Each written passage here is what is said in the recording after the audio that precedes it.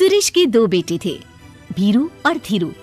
वो अपनी आखिरी वक्त में अपने बिस्तर पर था और उसके दोनों बेटे उसके पास आंखों में आंसू लिए बैठे थे। पिताजी, आप चिंता मत कीजिए, मैं और धीरू है ना, हम आपको कुछ नहीं होने देंगे। हाँ पिताजी, आप बस आराम कीजिए, डॉक्टर अभी आता ही होगा। मेरे बच्चों, मेरा अंतिम समय आ गया है। तुम दोनों मेरी बात ध्यान से सुनो। मैंने वकील से कहकर अपनी जायदाद तुम दोनों में आधी आधी बांट दी है। मेरे जाने के बाद तुम दोनों मिलकर रहना, एक दूसरे के सुख दुख में साथ देना। तुम्हारी माँ की भी यही इच्छा थी। जी पिताजी, आप जैसा कहेंगे हम वैसा ही करेंगे। जी पिताजी, आप जैसा कहेंगे हम वैसा ही करेंगे। और सुरेश उन्हें छोड़कर चला जाता है।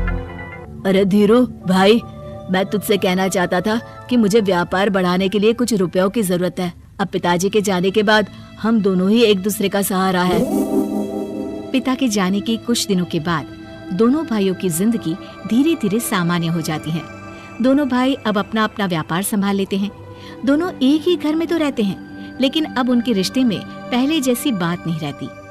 भीरू शुरू से ही लालची था, इसलिए सुरेश ने पहले ही उन दोनों में प्रॉपर्टी का हिस्सा बांटकर लड़ाई की गुंजाइश खत्म कर दी थी। लेकिन पिताजी के जाने के बाद भीरू का लालच बढ़ने लगा। हाँ भैया, आप बताइए कि मैं आपकी किस तरह से मदद कर सकता हूँ। मुझसे जो बन पड़ेगा मैं करूँगा। अच्छा तो भाई, तू ना मुझे अपनी गाय दे दे।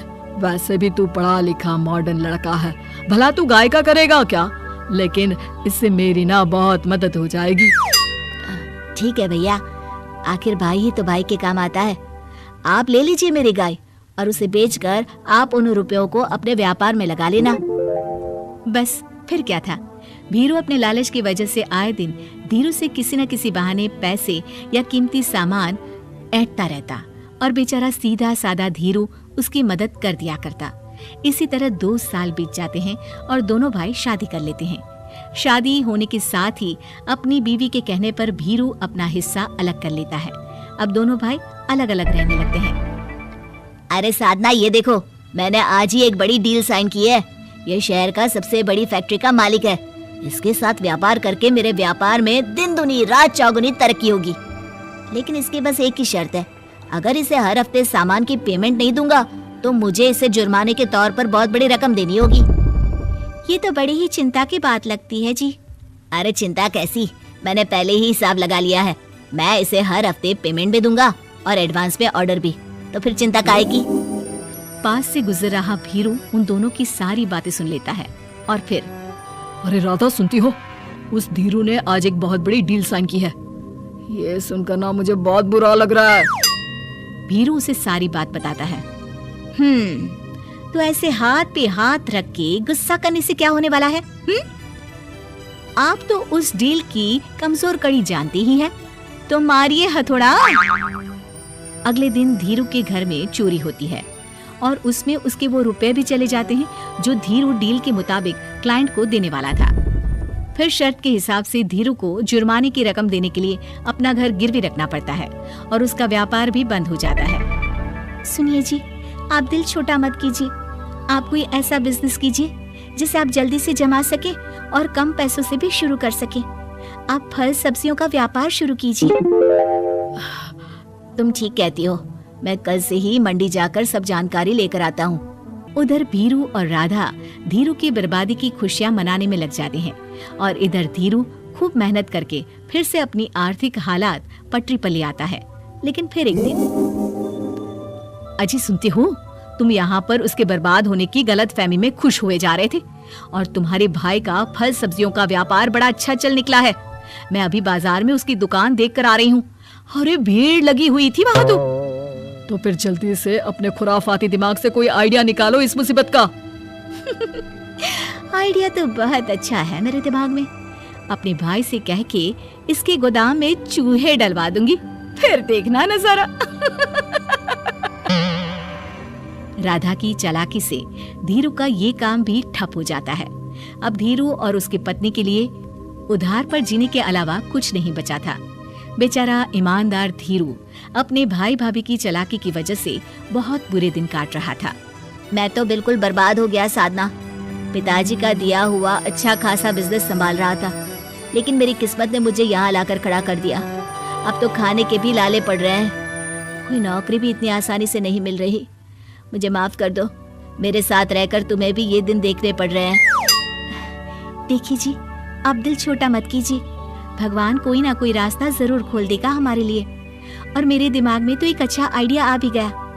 मैं बचपन से ही अपनी दादी, नानी और माँ को एक खास तरह का अचार बनाती देखती आई हूँ।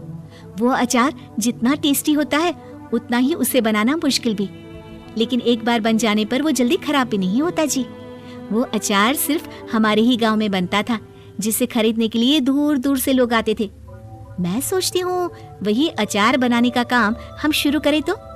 मैं बनाया करूँगी और आप उसे मार्केट में बेच आया करना। साधना, तुम्हारी बातों से मेरे मन में उम्मीद जाग उठी है, लेकिन ये सब काम शुरू करने के लिए रुपए कहाँ से आएंगे? ए जी, मेरी ये कंगन किस दिन काम आएंगी? आप इन्हें गिरवी रखवा लो और जब पैसे आ जाए तो इन्हें छुड़वा लेना। साधना बाजार जाकर अचार बनाने का सामान लेकर आती है, फिर घर आकर सारे खिड़की दरवाजे बंद करके अचार बनाती है और धीरू उस अचार को पैक करने में साधना की मदद करता है और अगले दिन बाजार में बेच भी आता है। शुरू में सिर्फ 10 बोतल अचार ही बन पाता है, लेकिन उसे बेचकर हुए मुनाफे से अचार की बोतलें 10 से 50 और फिर 1000 और 10,000 हो जाती है। अब धीरू को अपने काम में मदद के लिए कुछ लोगों को भी काम पे रखना पड़ता है, लेकिन अचार अब भी साधना ही बनाती है और अपनी रेसिपी का सीक्रेट बनाए रखती है। अब देखते ही देखते धीरू साधना ब्रांड अचार आसपास के कई शहरों में मशहूर हो जाता है और धीरू के दिन एक बार फिर बदलते हैं। धीरू के पास अब भीरू से दुगना बड़ा घर, गाड़ी, धन, अचार की कई फैक्ट्रीज और नौकर चाकर होते हैं। धीरू की इतनी तरक्की देखकर भीरू और राधा बुरी तरह से जल भुन जाते हैं, लेकिन अब उनके खिलाफ उनकी कोई चाल कामयाब नहीं होती। सुनिए जी, मैं ना कहती थी कि आप हिम्मत रखिए, एक दिन भगवान हमारे रास्ते जरूर खोल देगा। और देखिए जी, आज हम कहाँ से कहाँ आ गए। ये सब तुम्हारे फौलाद जैसे मजबूत मन की वजह से हो पाया है साधना, वरना एक समय मैं तो हिम्मत ही हार चुका था। तुमने न सिर्फ मेरा हौसला बढ़ाया बल्कि बिजनेस में मेरा साथ भी दिया।